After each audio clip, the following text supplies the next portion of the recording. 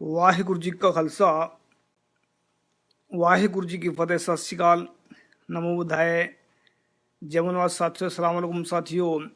Voice of मानवता उठाता है सभी की आवाज़, इंसानों की आवाज़, मजलूमों की आवाज़, गरीबों की आवाज़, सभी की आवाज़ उठाने की कोशिश करता है। आज हम बात करेंगे डॉक्टर काफिल के बारे में कि एक ईमानदार इंसान जो भारत की धरती के ऊपर, वो तो कभी जेल में, कभी बाहर, कभी जेल में, कभी बाहर। अभी आपने देखा होगा उसको जेल से बाहर आए हैं। और जो ईवीएम की जो नाजायज औलादे हैं जो ईवीएम की नाजायज औलादे हैं, वो सरकारों में बैठी हैं और सरकारों में बैठ के ऐसे ऐसे हुक्म जारी करते हैं लोगों के लिए जो सबके लिए दुखदाई है, लोगों के लिए दुखदाई है, जो लोगों को परेशान करने के हुक्म जारी करते हैं। तो इनकी क्या, तो ईवीएम जो है, ईवीएम के पर जो चल रहा है सारा सिस्टम, कि ईवीएम के कारण ही सारा कुछ ये चल रहा है। और ईवीएम की वजह से ही भारत के लोग परेशान हैं। ईवीएम की वजह से जो शैतान लोग हैं वो सरकारों में बैठे हैं। जो शैतान हम उनको कहते हैं जो मतलब दूसरों के, जो दूसरे बेगुनाहों के ऊपर जुल्म करते हैं, जो दूसरों को हक मार कर खाते हैं, जो दूसरों को परेशान करते हैं, जो दूसरों को तंग करने में अपना सुकून महसूस करते हैं, जो दूसरों को परेशान करके सुकून की नींद सोते हैं, ऐसो को हम शैतान कहते हैं। तो शैतान इसमें कि किसी का एक का नाम शैतान नहीं है। शैतान हम उनको कहते हैं जो दूसरों को परेशान करके अपनी ज़िंदगी जीते हैं। तो ये डॉक्टर काफिल जैसे वकील जो मतलब डॉक्टर थे, मतलब नाम भी काफिल है और मतलब काबिल तारीफ काम करते हैं। उन्होंने पिछली बार देखा हो आप सभी ने कि जो बहुत सारे बच्चे उन्होंने ऑक्सीजन से बचाए हैं। बहुत सारे उन्होंने जो उस वक्त जो जो शैतान थे, वहाँ भी शैतान को फिर हम उसको कहते हैं जो दूसरों को परेशान करते हैं, उनको हम शैतान कहते हैं। सुरेश चौहान जी हमारे साथ जुड़े हैं। तो इसमें डॉक्टर काफिल के जो बारे में अभी देखा होगा आप सभी ने, जो मीडिया जो है एक मनुवादी खेल खेलते हैं। मनुवादी कौन कौन से खेल खेलते हैं आप सभी के सामने बताएंगे हम आपको सभी को, कि मीडिया जो है, ये जो मनुवादी, एक तरफ तो मनुवादी पकड़वा देते हैं लोगों को, एक तरफ तो मनुवादी पकड़वा देते हैं लोगों को, और दूसरी तरफ वो खेल खेलते हैं छुड़वाने का। अभी देखा होगा आप सभी ने कि जो कोई शर्मा, कोई वर्मा, कोई दुबे, कोई कुबे, कोई कितने बहुत सारे चैनल चल रहे हैं, बहुत सारे। इन्होंने उनको मतलब पूरा जोर लगाया छुड़वाने में, जैसे उन्होंने पूरा जोर लगा दिया, ऐसा लगता है उन लोगों को कि इन्होंने छुड़वाया उनको। तो ऐसा है कि मतलब जैसे हम देखते हैं कि इसमें जो डॉक्टर काफिल के छुड़वाने में, चलो कानून अपना काम किया है, लेकिन आगे फ्रंट पे कौन आए हैं, एक तो विनय दुबे है और एक और बहुत सारे शर्मा वर्मा इस तरह के नाम के बहुत सारे बंदे आए हैं, निकल गए, जो ब्राह्मण कैटेगरी से आते हैं। मतलब ब्राह्मण ही बंद करवा रहे हैं उनको और ब्राह्मण ही छुड़वा रहे हैं। क्या बात है, मतलब इनकी चित भी इनकी है, पट भी इनकी है। इसका कारण क्या है? कारण सिर्फ एक ही है कि ईवीएम की जो नाजायज औलादे हैं वह सरकार में बैठी हैं। और जो नकवी साहब अगर जुड़ना चाहता है, कोई हमारे साथ में जुड़े, इसमें अपनी तरफ से बात रख सकते हैं ताकि हम इसको और बात के आगे बढ़ाएं। ईवीएम का जो खात्मा करना बहुत जरूरी, भारत से, धरती से। और ईवीएम के कारण ही ये लोग सरकार में बैठे हैं, ताकि जो ईवीएम का जब तक संस्कार नहीं करेंगे हम तो तब तक यहाँ शांति नहीं आएगी। क्योंकि ईवीएम की वजह से, और ईवीएम की वजह से ब्राह्मणों के लिए तोता है, मतलब तोते है, जैसे तोते में होती है, याद रखते हैं। मैं कहानी बताऊंगा एक आने वाला वक्त में आपको। तो अभी नकवी साहब जुड़े हैं। नकवी साहब स्वागत आपका वॉइस ऑफ मानवता टीवी पर। सत श्री अकाल, वाहिगुरु जी का खालसा, वाहिगुरु जी का सलाम। वाहेगुरु जी का खालसा, वाहेगुरु जी की फतेह। तो हम बात कर रहे हैं डॉक्टर काफिल के बारे में कि डॉक्टर काफिल कभी जेल में, कभी बाहर, कभी जेल में, कभी बाहर। लेकिन शैतान लोग जो बैठे हैं सरकार में, वह नजायज औलाद है उसकी, ईवीएम की। तो ईवीएम के बारे में बाद में बात करेंगे। लेकिन अभी जो देखा हमने खेली है कि ब्राह्मण खुद ही उनको अंदर करवा देते हैं और खुद ही ब्राह्मण एक चलाते हैं, वेव चला देते हैं इस पे, मीडिया पे, कि छुड़वा दो उसको। कोई दुबे है, कोई चौबे है, कोई निषाद है, कोई कुछ है, कोई कुछ है। इस पे क्या कहेंगे आप? भाई उनके पास तो एक तो बुद्धि है बहुत पहले से। हाँ, उसके अलावा धीमे धीमे उन्होंने षड्यंत्र जो किया वो षड्यंत्र करते करते SC ST OBC को अभी भी इसलिए वो भेड़ी की तरह घुमरी परैया खिला रहा है। तो इसमें कुछ जो चालाक हैं वो तो विरोध कर रहे हैं, समझदार हो गए, और कुछ जो नहीं समझदार हैं वो उसी चक्कर में घूम रहे हैं।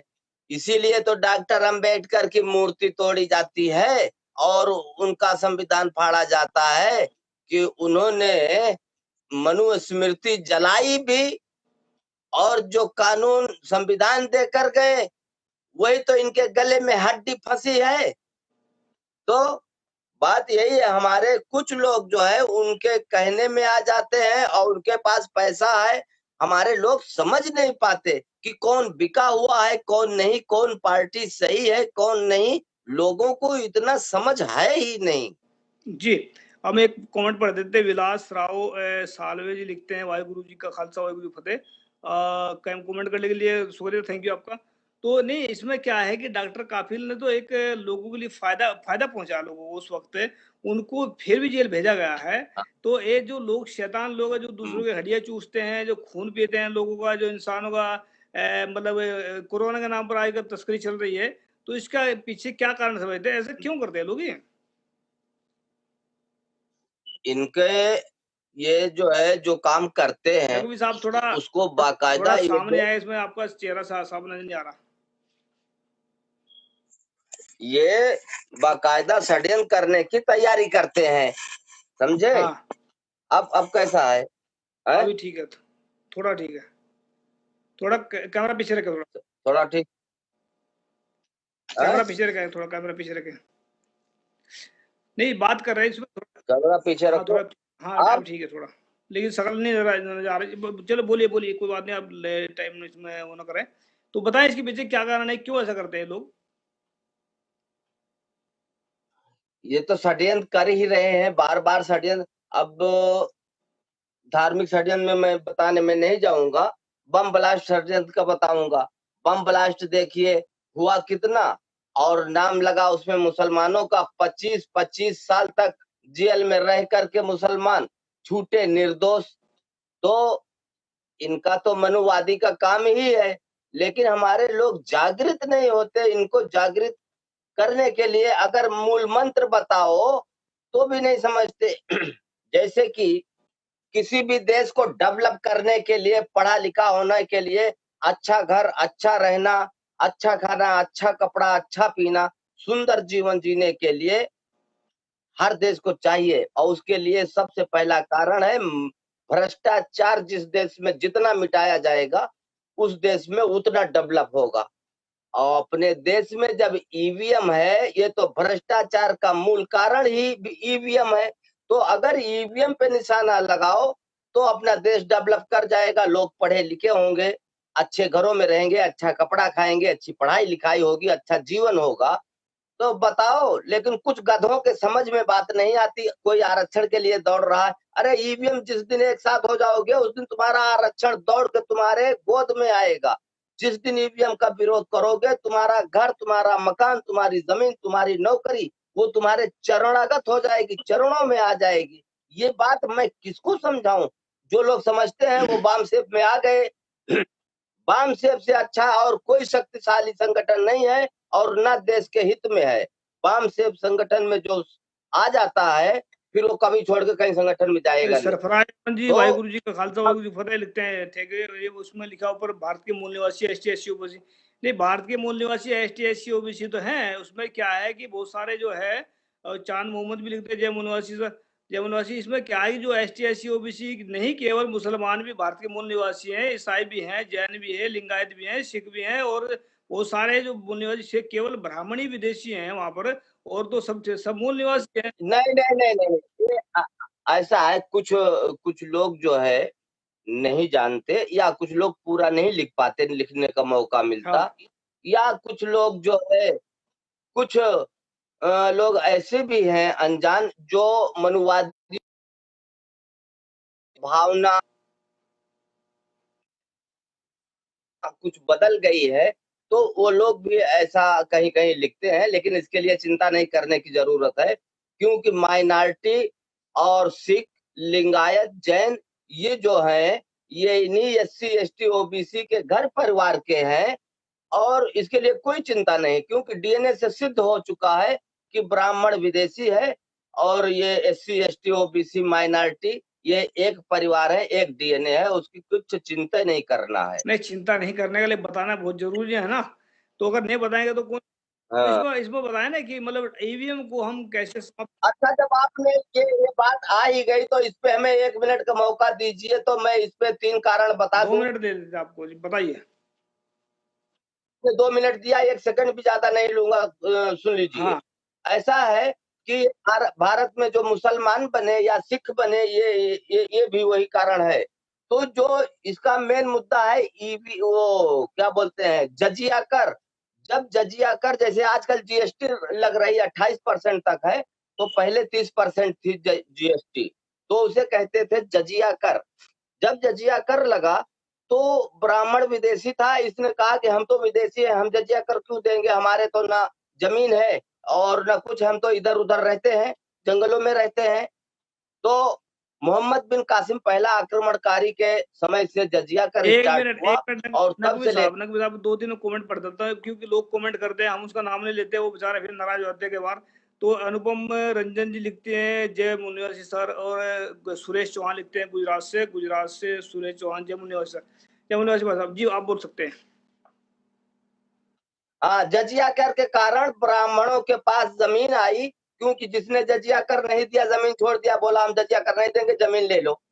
तो SC ST जो भूमिहीन हो गए वो इसी कारण से कि जजिया कर नहीं दिए और भूमिहीन हो गए। तो वो जमीन ब्राह्मणों के निगरानी में थी और अंग्रेजों का पीरियड जब आया तो वो अंग्रेजों के नाम हो गई। मुगल तो हो गए, मक्खी के दूध जैसा निकाल के फेंक दिए गए और वो जमीन ब्राह्मण के नाम हो गई। और यही जजिया कर के कारण मुसलमान भारत में पैदा हुए। उनको ये ऑप्शन था, या तो मुसलमान हो जाओ या तो जजिया कर दो और या तो जमीन छोड़ दो।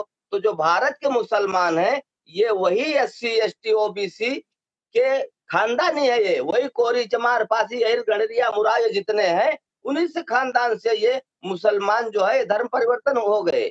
और जिसने जजिया कर नहीं दिया और धर्म परिवर्तन नहीं किया तो उसने जमीन छोड़ दिया। तो ये जो भूमिहीन है जिसके पास जमीन नहीं है, कोरी चमार अहिर गडरिया पासी मुराव के पास, उसकी जमीन ब्राह्मणों के नीचे गई। मैंने बता दिया, ओके शुक्रिया। तो ब्राह्मणों से जमीन वापस के लिए कैसे ले जाएगी, ये भी तो बता दीजिए जब उनको। ब्राह्मणों से जमीन अगर वापस लेना है तो देखिए उसके लिए भी मैं बता रहा हूँ, जब 1947 में देश आजाद हुआ, 1952 में जब कानून बना, तो हर 10 साल के बाद में चकबंदी यानी जिसका जो खेत है जमीन है उसका इकट्ठा किया जाएगा, लिखा पढ़ी होगी, तो उसमें से 2% कटौती होगी। जैसे 100 बीघा है तो 2 बीघा आपका कट जाएगा और वो भूमिहीन जो जिसके पास जमीन नहीं है वो मिलेगा। तो उसको भी ये मनुवादियों ने कैंसिल कर दिया, अब चकबंदी नहीं हो रही है।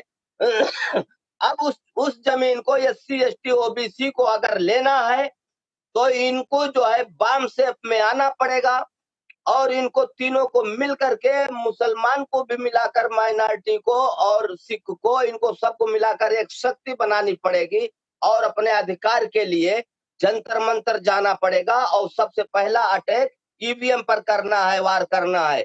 जब तक ईवीएम नहीं हटेगी हम लोग जंतर मंतर से हटेंगे नहीं वहां से। जी, नहीं, इसमें हम तो एक बात और रख देते हैं इसमें, जो वो तो करेंगे इसमें, ईवीएम तो मेन मुद्दा हमारा यही है, ईवीएम को हटाना।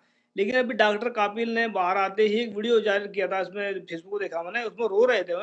उन्होंने बताया कि इतना तंग किया गया, लेकिन अगर कोई योगी अगर कल को जेल में जाएगा या जो मोदी जाएंगे जेल में, जाएंगे एक न एक दिन तो जेल में जाएंगे जरूर है, लेकिन पहले कभी गए, इनको भी इतना तंग किया गया है पहले। अभी जो इन लोग मूल निवासी को तंग करते हैं ये लोग, क्या कारण समझते हैं? भाई देखिए देखिए उसकी भी मैं 1 सेकंड में बताता हूँ। 5 दिन तक डॉक्टर कफील ने बताया, जब जेल में थे तो भी ये खबर आ गई थी बाहर कि 5 दिन तक खाना नहीं खाया। अब डॉक्टर होकर के कोई हम लोग जैसा बहुत गरीब हो, तंग आकर के परेशान हो गया तो मैंने संतोष कर लिया कि क्या फायदा, अब हम नहीं खाना खाएंगे, मर जाऊं, ऐसी जिंदगी से बेहतर है। लेकिन कोई डॉक्टर पढ़ा लिखा IAS और इस तरह का शिक्षित आदमी जो है 5 दिन खाना नहीं खाएगा, जबकि वो डॉक्टर है, उसको मालूम है 5 दिन खाना नहीं खाऊंगा तो मेरा मरना निश्चित है। तो 5 दिन तक इन लोगों ने खाना नहीं दिया।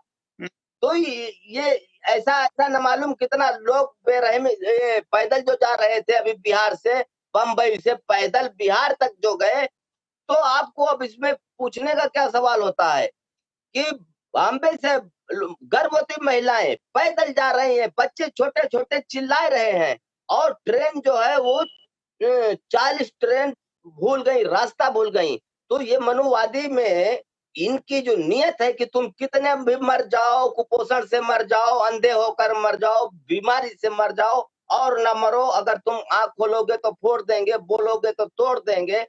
तो इनके लिए सबसे अच्छा बाम सेफ है, और इससे अच्छा ना कोई संगठन है और ना बहुजन मुक्ति पार्टी से कोई अच्छी पार्टी। अब बताओ इसमें ना, अगर 10-15 लोग या जुड़े हैं या जो लोग सुनेंगे, जो आज सबसे मेन समस्या इन लोगों की जो हल नहीं हो रही है वो यही है कि जिसने दूसरी तीसरी चौथी पार्टी पकड़ लिया, उनके दिमाग में यही नहीं आता कि इस पार्टी से हमारा बेड़ा पार होगा कि नहीं, क्योंकि हर एक पार्टी में आधे से ज्यादा तो मनुवादी भरे हुए हैं और उनकी गुलामी कर लेंगे, क्योंकि इनको ये है कि हमारा मुख्यमंत्री हमारी जाति वाला है। इन लोगों को जो अपने जातिवाद का पाद सूंघने की आदत पड़ गई है ना, यही कारण है देश की बर्बादी, और इनकी इनकी जो है सारी संकट की समस्या यही है। जी जी जितनी पार्टियां हैं, एक सेकंड बस, ये अगर जातिवाद से हट जाए और अपने मुख्यमंत्री का जो मुंह बंद है ईवीएम के विरोध में नहीं बोलता, जिसके पास 4,000 5,000 करोड़ रुपया जमा है, तो वो तो 100 साल भी नहीं जीतेगा, कोई बात नहीं, वो तो जानबूझकर हारेगा, क्योंकि मनुवादी सरकार है। वो बोल दिया उसने कि देखो तुमको हर 5 साल पे जो है तुमको 1,000 2,000 करोड़ हम दे देंगे, ऐसे ही तुम हार जाओ कोई बात नहीं, लेकिन अगर बोलोगे तो जेल में डाल देंगे। तो ये जितने मुख्यमंत्री हैं इन्होंने खूब खाया है।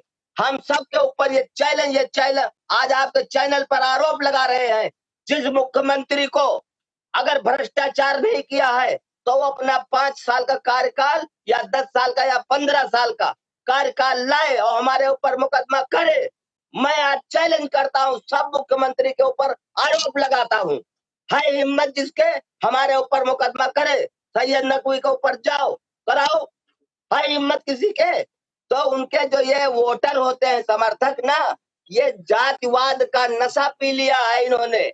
अगर इनको देश चाहिए, इनको अपना अधिकार चाहिए, इनको गरीबी से दूर निकलना है, तो इनको जो है बाम सेफ में आना चाहिए। आज नहीं तो 10 साल बाद आएंगे, 20 साल बाद आएंगे, लेकिन आएंगे तो इसी में, क्योंकि इसके अलावा इनके पास रास्ता है नहीं। जी वो चाहे माइनॉरिटी हो, चाहे सिख हो, चाहे लिंगायत हो, आना है बाम सेफ के पास।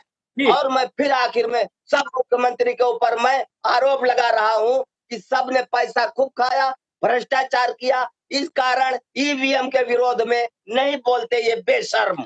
जी जी रघुवीर साहब, बिल्कुल। आप मैं एक दो को और जोड़ लेता हूँ साथ में। थैंक यू जुड़ने के लिए, आपका शुक्रिया। और लास्ट में कुछ कहना चाहते कर सकते हो। मैं बहुत बहुत शुक्रिया सबको बता रहा हूँ कि भ्रष्टाचार जब नहीं होता तब खुशहाली आती है, और भ्रष्टाचार का कारण ईवीएम है। शुक्रिया। जी शुक्रिया, थैंक यू आपका। गौतम पाटिल जी लिखते हैं जम्मू निवासी, और इसमें जितने भी कमेंट आए हमारे साथ में हैं। सरफराज जी, आप दोबारा रिक्वेस्ट सेंड करें, मैं दोबारा इसको अनुपम रंजन को जोड़ लेता हूँ, जुड़ जाते हैं हमारे साथ में। गौतम पाटिल जी, सुरेश चौहान भी हैं इसमें।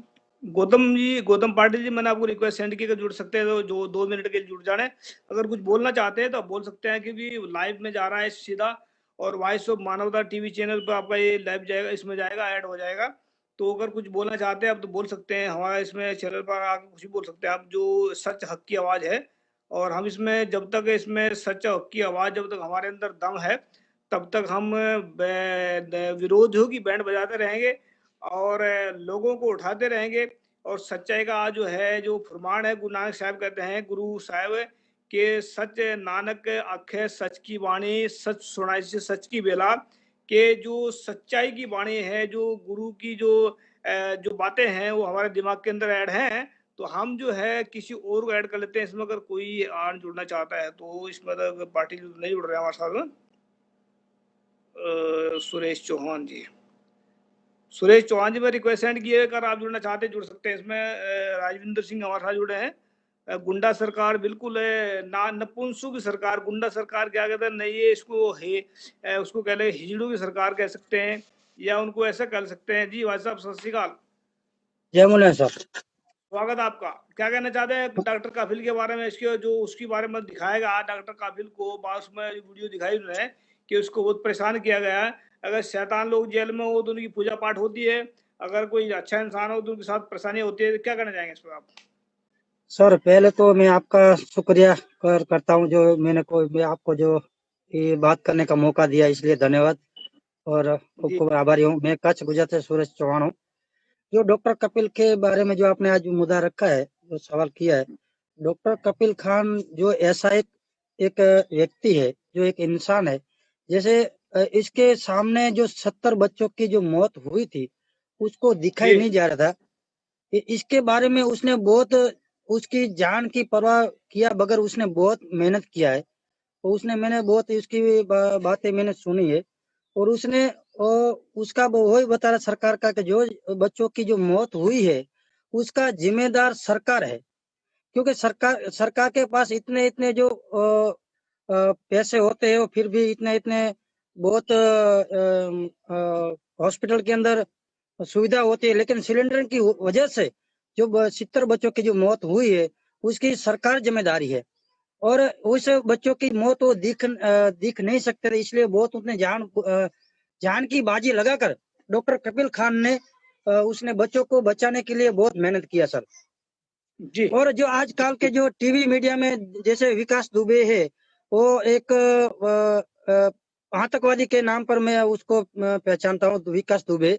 उसको टीवी में लगातार 3 दिन बताए थे, लेकिन डॉक्टर कपिल खान को जैसे ऐसे काम किए और भारत के हर नागरिक के बच्चों के लिए, लेकिन टीवी वाले ने ऐसा बहुत, जैसे विकास दुबे को 3 दिन बताए आतंकवादी के तौर पर बताया कि क्योंकि आप हम भारत देश के पुलिस कर्मी को मार दिया, लेकिन फिर भी डॉक्टर कपिल खान को ऐसे टीवी पे नहीं दिखाया, क्योंकि टीवी पे दिखाते मनुवादी चैनल। तो बात डॉक्टर कपिल खान की जो क्या विचार थे, क्या उसका उद्देश्य था और क्या काम की थी, उसको भारत को, जनता को मालूम न पड़े, इसलिए डॉक्टर कपिल खान को टीवी पे नहीं दिखाया। जी जी जी।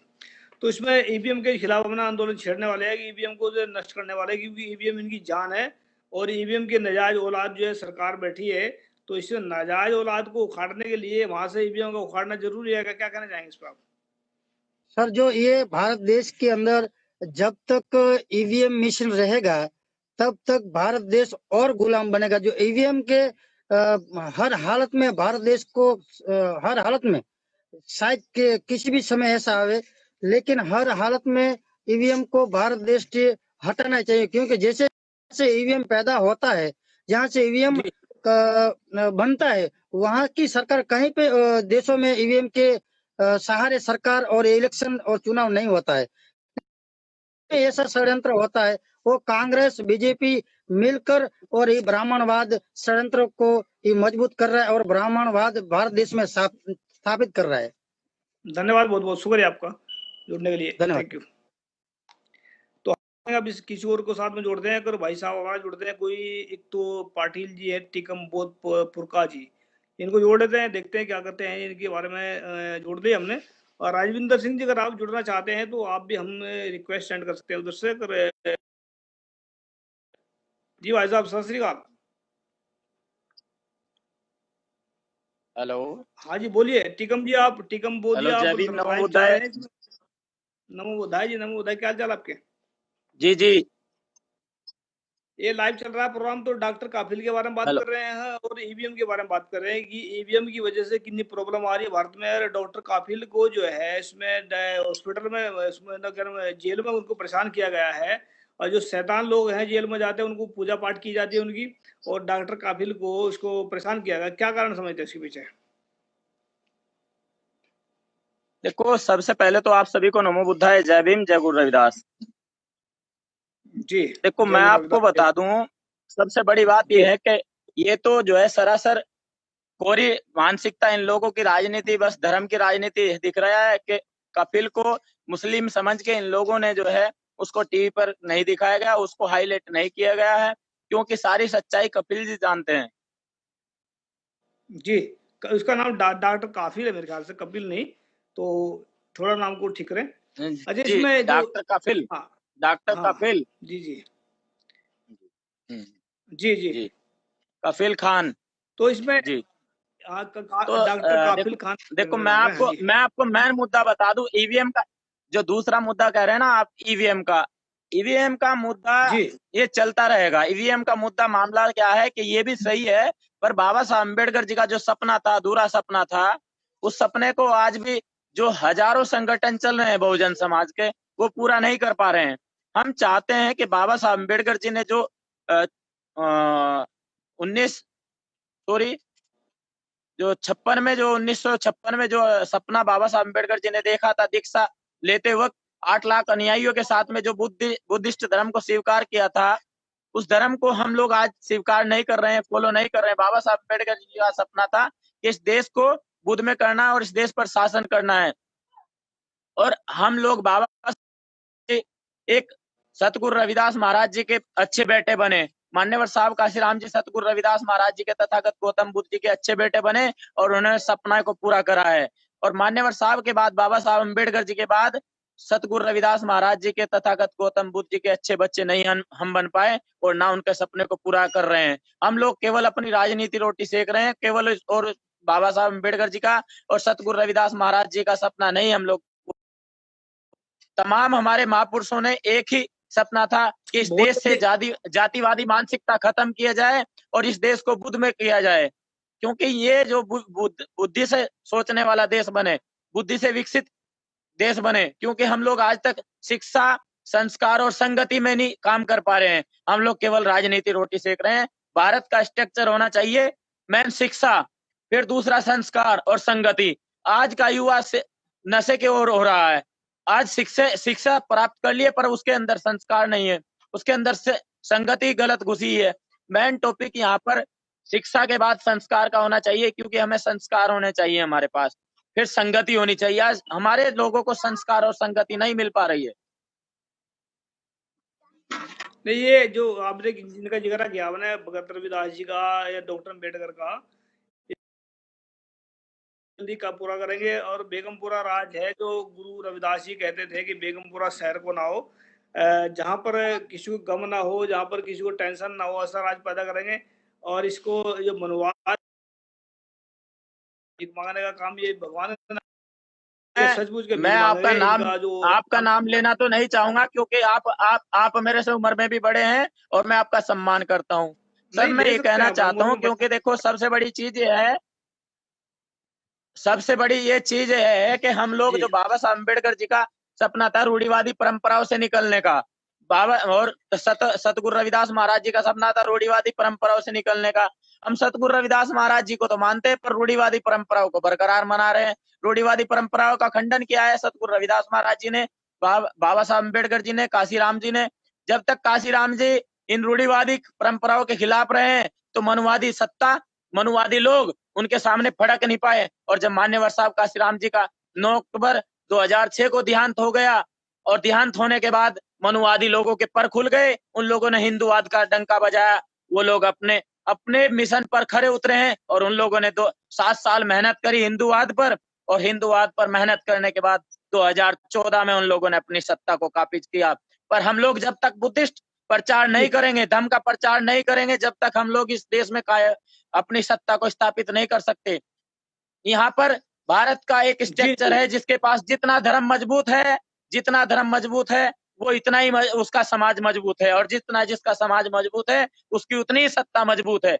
जब तक हम लोग अपने धर्म के बारे में और अपनी धार्मिकता के महापुरुषों की किताबें लिखी हुई हम लोग नहीं पढ़ेंगे, जब तक हम लोग कामयाब नहीं हो सकते। जी, जी, जी। थैंक यू, जुड़ने के लिए शुक्रिया आपका। और उम्मीद करते हैं कि आप जो जैसा प्रचार कर रहे हैं, ऐसे करते रहिए। हमारे साथ और भी जुड़ने वाले हैं, सुशील गौतम जी हैं, उनको जोड़ लेते हैं। थैंक यू, जुड़ने के लिए शुक्रिया। जी, तो हम बात कर रहे हैं इसमें, जो ईवीएम के बारे में बात कर रहे हैं, डॉक्टर काफिल के बारे में बात कर रहे हैं। देखते हैं कौन जुड़ते हैं हमारे साथ में, दूसरे हैं। सुशील गौतम जी हैं, देखते हैं इनके जोड़ देते हैं। सुशील गौतम जी, मैंने आपको रिक्वेस्ट सेंड की है। इसमें जो है आने वाले वक्त में हम बहुत कुछ करने वाले हैं। इसको जो है 2024 में, जो भारत के अंदर सरकार होगी, बहुजनों की या सच्चाई के लोगों की। और इसको जी भाई साहब सत श्री अकाल, स्वागत है आपका। सत श्री अकाल जी। बात कर रहे हैं हम डॉक्टर काफिल के बारे में और ईवीएम के बारे में। तो क्या कहना चाहेंगे डॉक्टर काफिल के बारे में? वो बाहर तो आ गए हैं लेकिन परेशान हैं, रो रहे हैं। उनके साथ में जो हुआ है वो आपने सभी ने देखा होगा वीडियोज का। तो क्या कहना चाहेंगे? शैतान लोग शैतान की पूजा करते हैं वहां पर और इन लोगों को परेशान करते हैं, क्या कहते हैं, कहना चाहेंगे इस पर?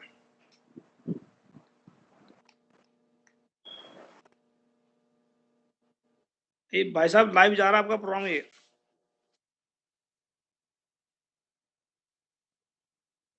जी आप ही से बात कर रहा, आप जुड़े हुए हैं, लाइव जा रहे हैं सीधे।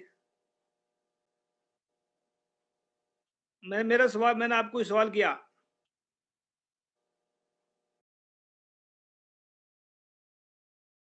बात कर रहे थे हम इनसे कि उनसे बात कर रहे थे, बात करना चाह रहे थे कि जो डॉक्टर काफिल के बारे में। तो चलो हम इसको एंड कर देते हैं।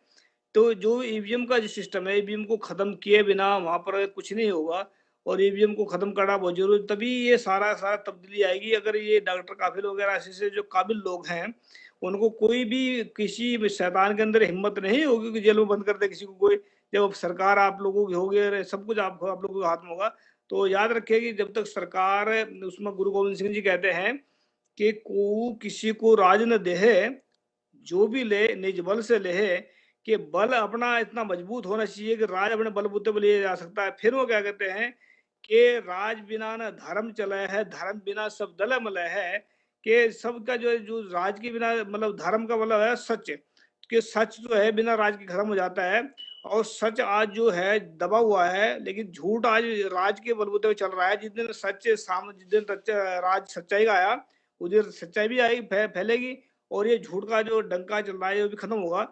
तो आने वाले वक्त में बहुत कुछ करेंगे और इसमें आने वाले वक्त में हम जो है अच्छे लोगों को, सच्चे लोगों को राजनीति में भेजेंगे। क्योंकि जो राजनीति में सच्चे लोग जाएंगे, हजारों समस्या क्या लिखते हैं जो सुरेश चौहान जी, हजारों समस्या की एक ही कारण है, ईवीएम। बिल्कुल, ईवीएम तो मनवादियों का एक नया अवतार है और इस अवतार को ईवीएम इनकी साथ भेजेंगे ब्राह्मणों की। भाई जहाँ जाना चाहते हैं ले जाओ उसको उठाकर। तो यहाँ पर सरकार होगी सच्चाई की, जहाँ पर बेगमपुरा राष्ट्र या बेगमपुरा राज का जल्दी हम इसमें कुछ ना कुछ ज्यादा तब्दीली करेंगे। टीकम बोल लिखते हैं, जय श्री भीम, जय गुरुदेव। थैंक यू सभी का जिन्होंने कमेंट किए। उम्मीद करते हैं आप सभी के सभी सच्चाई के रास्ते पर चलकर एक दिन सुख शांति की तरफ, एक राज की तरफ कदम बढ़ाएंगे, जो होगा बेगमपुरा राष्ट्र, जहाँ पर हम जो है भारत को दोबारा फिर, ये कहते हैं ना लोग, सोने की चिड़िया बनाएंगे। सोने की चिड़िया नहीं, सोने का बाज बनाएंगे उसको, जहां पर कोई विदेशी परिंदा आकर पर न फड़फड़ा सके आगे। ऐसा राज कायम करेंगे। तो सभी का धन्यवाद जिन्होंने तहे दिल से जिन्होंने कमेंट किए हैं। और उम्मीद करते हैं कि आप सभी के सभी अपने तरफ से आवाज उठाएं। और एक हम रिक्वेस्ट करना चाहते हैं, आप सभी को बेनती करना चाहते हैं। एक हम प्रोग्राम स्टार्ट करना चाहते हैं, बहुत जल्दी स्टार्ट करने वाले, कि हर महीने 14 तारीख को विश्व मानव दिवस मनाया जाएगा पूरे भारत में, अलग अलग स्टेटों में। विश्व मानव दिवस 14 तारीख को, हर महीने की 14 तारीख को हम इस करके मना रहे हैं।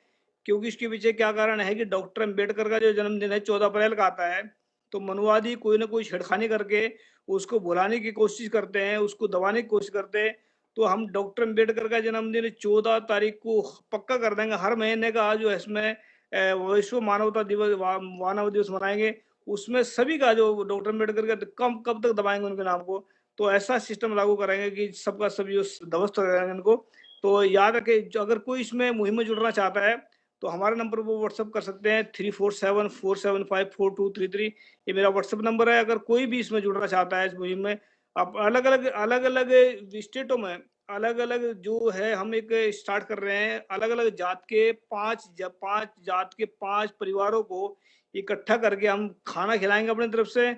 और उनको जात पात के खिलाफ जो मुहिम छेड़ेंगे, जात पात की वजह से परेशानियां आ रही हैं लोगों में, उसको खत्म करेंगे। और जो ज्ञान बांटेंगे और जात एक कितनी खतरनाक उसके बारे में बताएंगे। तो डॉक्टर अम्बेडकर का जन्मदिन 14 हर महीने की 14 तारीख को मनाएंगे विश्व मानव दिवस। तो हर स्टेट मनाएंगे, जहाँ पर 5 फैमिलियां होंगी, अलग अलग जात की होंगी, उनको इकट्ठा करके एक जगह रोटी खिलाएंगे बैठाकर। उनके अंदर जात पात का जो कीड़ा फैला हुआ है जो मिट जाएगा और वहां से प्यार उत्पन्न होगा। और प्यार से ही ये जो नफरत की आग लगी हुई चारों तरफ, इसको हम बुझाएंगे बहुत जल्दी। और ये आप सभी के सभी के सहयोग से हो पाएगा। तो हम चाहते हैं कि आप सभी इसमें हमारा सहयोग दें। तो थैंक यू सबका। सच्चाई गहराई की तरफ कदम बढ़ाएं, तभी शांति होगी, तभी सुख शांति होगी। थैंक यू सबका। वाहिगुरु जी का खालसा, वाहिगुरु जी की फतेह। सत श्री अकाल, अस्सलाम वालेकुम। थैंक यू सबका।